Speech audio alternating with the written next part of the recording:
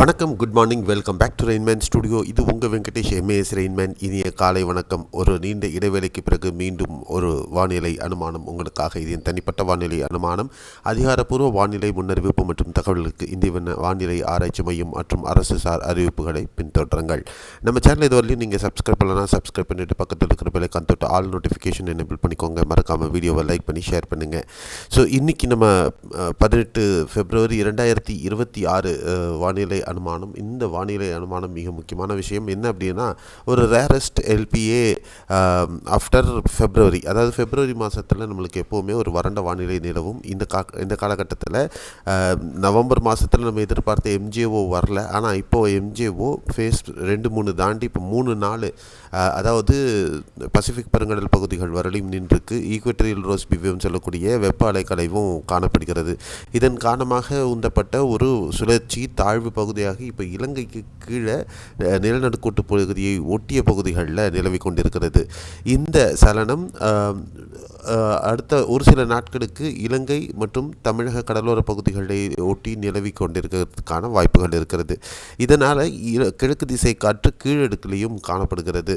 அதே நேரத்தில் இப்போ பார்த்திங்கன்னா மேற்கத்திய கலக்கம், வெஸ்டர்ன் டிஸ்டர்பன்ஸ் சொல்லக்கூடிய அமைப்பும் காணப்படுகிறது. அதே நேரத்தில் இப்போ நீங்கள் பார்க்கக்கூடிய இந்த பர்டிகுலர் படம், இந்த சுழற்சி இப்போ இருக்கக்கூடிய இந்த தாழ்வு பகுதியின் காரணமாக அடுத்த 2 நாட்களுக்கு இலங்கையில் நல்ல மழை கொடுத்தாலும் தொடர்ந்து இலங்கையில் மழை இருக்கும். அதே நேரத்தில் இந்த மழை நிகழ்வு தமிழகத்தில் 20ஆம் தேதி முதல் தொடர வாய்ப்பு இருக்கிறோம். அதே நேரத்தில் எப்படி இந்த மழை அப்படின்னா, இந்த மேலடுக்கில் இருக்கக்கூடிய இந்த மேற்கத்திய கலக்கமும் கீழடுக்கில் இருக்கக்கூடிய இந்த கிழக்கு திசை காற்று, இந்த சுழற்சினால் இருக்கக்கூடிய காற்றின் சுழற்சி காரணமாக ஏற்படக்கூடிய அமைப்பும், இரண்டுக்கும் நடுவில் ஒரு உராய்வு, ஒரு காற்றின் நிச்சயமற்ற தன்மை காரணமாக ஏற்படக்கூடிய உராய்வு காரணமாக மழை வரப்போகிறது. அப்படிங்கிறது தான் டெக்னிக்கலான விஷயம், நீங்கள் தெரிஞ்சிக்க வேண்டியது. அதுக்கு தான் இந்த படம். அதே நேரத்தில் வானிலை படிமங்களில் மழையினுடைய அமைப்புகளில் மாற்றங்கள் என்ன இருக்குது அப்படின்னு பார்த்தீங்கன்னா, தொடர்ந்து மாற்றங்களுக்கு. ஏன் அப்படின்னா, வெறும் கிழக்கு திசை மழைனா நம்ம எந்த இடத்துல எப்படி மழை இருக்கும் அப்படிங்கிறத நம்ம சொல்ல முடியும். இந்த மேற்கத்திய கலக்கத்தின் காரணமாக மழை வரப்போகுது அப்படிங்கிறதுனால வானிலை படிமங்கிட்ட ஒரு டைவர்ஜென்ஸ் இருந்துக்கிட்டே இருக்குது. அதனுடைய காரணமாக பார்த்தீங்க அப்படின்னா, பெரும்பாலான வானிலை படிமங்கள் தமிழகத்தில் மழை இருக்குது அப்படிங்கிறத காட்டுது. பரவலாகவே பல பகுதிகள், அதுவும் உட்புற மாவட்டங்களில் நல்ல மழை இருக்குது அப்படிங்கிறதையும் காட்டுது. அதே நேரத்தில் தென் தமிழகத்தில் பெரும்பாலான இந்த மேற்கு தொடர்ச்சி மலை ஒட்டிய பகுதிகளில் நல்ல மழை இருக்குது அப்படிங்கிறதையும் காட்டுது. அதே நேரத்தில் கேரளாவில் கர்நாடகாவில் பரவலாக நல்ல மழை இருக்கிறதுக்கு வாய்ப்பு இருக்குது அப்படிங்கிறதையும், தொடர்ச்சியாக இந்த மழை கேரள பகுதிகளில் வெப்பச்சலன மழை மாதிரியான அமைப்பை ஏற்படுத்தி காட்டுறதுக்கான வாய்ப்புகளும் காட்டப்படுது. அதே நேரத்தில் தமிழகத்தை பொறுத்தவரையும் குறிப்பாக எந்தெந்த மாவட்டங்களில் எப்படி மழை இருக்க போகுதுங்கிறது பார்க்கலாம். ஒரு ட்ரெண்ட் அப்படின்னு பார்த்தோம் அப்படின்னா, கடந்த சில நாட்களாக நான் ஃபாலோ வந்துக்கிட்டு இருக்கக்கூடிய நான் ஒரு சாஃப்ட்வேரை வச்சு இந்த இதை க்ரியேட் பண்ணி வச்சுருக்கேன். இதில் பொறுத்தவரையிலும் பார்த்திங்கன்னா, இந்த மேற்கத்திய கலக்கம், கிழக்கு திசை காற்று நிச்சயமற்ற தன்மை, உராய்வு, இந்த மாதிரி காரணங்கள்னால கர்நாடகாவில் பரவலாக லேசானது முதல் மிதமான மழை அடுத்த 7 நாட்கள்லேருந்து, அதாவது அடுத்த 3 முதல் 5 நாட்களுக்கு மழைக்கான வாய்ப்பு இந்த பகுதிகளில் குறைவாக இருக்கும். 7 நாட்கள் பிறகாக, அதாவது 22, 23 தேதிகளிலிருந்து கர்நாடகாவில் பெரும்பாலான பகுதிகளில் மிதமான மழை பதிவாகிறதுக்கான சாத்தியக்கூறுகள் இருக்கும். குறிப்பாக கொடகு, சாம்ராஜ் நகர் இந்த பகுதிகளிலையும், கொடகு, கோலார், கொப்பல் இந்த பகுதிகளிலையும் மிதமான மழை இருப்பதற்கான வாய்ப்பு. வட கர்நாடக பகுதிகளில் சற்று லேசான மழை ஒரு சில பகுதிகளில் இருக்க வாய்ப்பு இருக்குன்னு இந்த வானிலை படிமம் ECMWF காட்டுது. அதே நேரத்தில் கேரளாவில் பொறுத்தவரையிலும் பார்த்திங்கன்னா, பரவலாக கனமழை இருப்பதற்கான வாய்ப்புகளை இந்த அமைப்பு காட்டுது. கரெக்டாக 21ஆம் தேதியிலிருந்து மார்ச் 3ஆம் தேதி வரையிலும் இந்த மழை தொடர்ந்து நீடிப்பதற்கான வாய்ப்புகள் இருக்கிறது கேரளாவில்.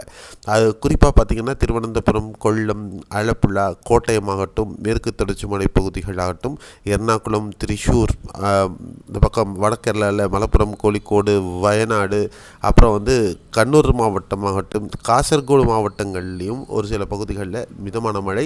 மற்றபடி இந்த நான் சொன்ன மேலே இருக்கக்கூடிய எல்லா பகுதிகளிலுமே மிதமானது முதல் கனமழை பதிவாகிறதுக்கான வாய்ப்புகள் இருக்கும்.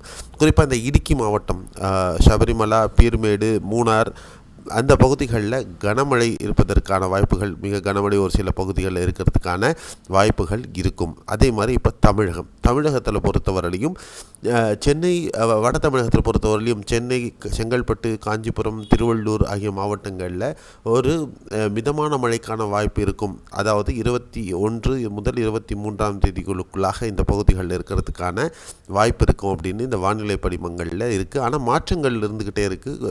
அதாவது குவாண்டம் லேசான மழையிலிருந்து மிதமான மழை வரையும் மாற்றி மாற்றி காமித்து கொண்டே இருக்கிறது அப்படின்னு நம்ம கவனிக்கணும். அடுத்து கடலூர், பாண்டிச்சேரி பொறுத்தவரையும் மிதமான மழை அப்படின்ற அமைப்பு காட்டுது.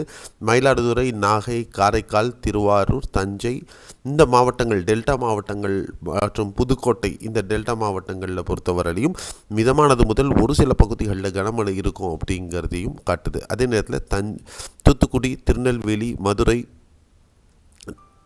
இந்த மாவட்டங்கள்லையும் பார்த்திங்கன்னா கனமழையை காட்டுகிறது. குறிப்பாக 22 முதல் 26ஆம் தேதி அல்லது 27ஆம் தேதி வரையிலும் இந்த பகுதிகளில் கனமழை இருக்குது. அதாவது தூத்துக்குடி, திருநெல்வேலி, மதுரை இந்த மாவட்டங்கள். அதே நேரத்தில் சேலம் நிறைய பேர் கேட்குறீங்க, திருச்சி நிறைய பேர் கேட்குறீங்க. சேலம், திருச்சி மாவட்டங்கள்லையும் மிதமான மழைக்கு வாய்ப்புகள் இருக்கும் அப்படின்னு காட்டுது. அடுத்தது புதுக்கோட்டை, கோவை, உதகமண்டலம்.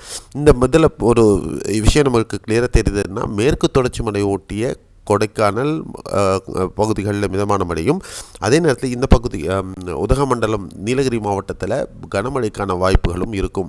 அதே நேரத்தில் கோவை மாவட்டத்திலையும் லேசானது முதல் மிதமான மழை கண்டிப்பாக இருக்குது அப்படிங்கிறது தான் இந்த வானிலை படிமங்களில் தொடர்ந்து காட்டுது. இந்த முறை வரக்கூடிய மேற்கத்திய கலக்கம் நிலநடுக்கோட்டு பகுதிகளிலிருந்து மாற்றங்களை சந்திக்கக்கூடிய இந்த சுழற்சியின் காரணமாக உட்புற மாவட்டங்களில் இதனுடைய காற்று நிச்சயமற்ற தன்மை காரணமாக ஒரு வெப்பச்சலன மழை மாதிரியான மழை நிகழ்வு இருக்கும் அப்படிங்கிறது தான் வானிலை படிமங்கள் தொடர்ந்து நம்மளுக்கு காட்டிக்கிட்டு இருக்கக்கூடிய அமைப்பு.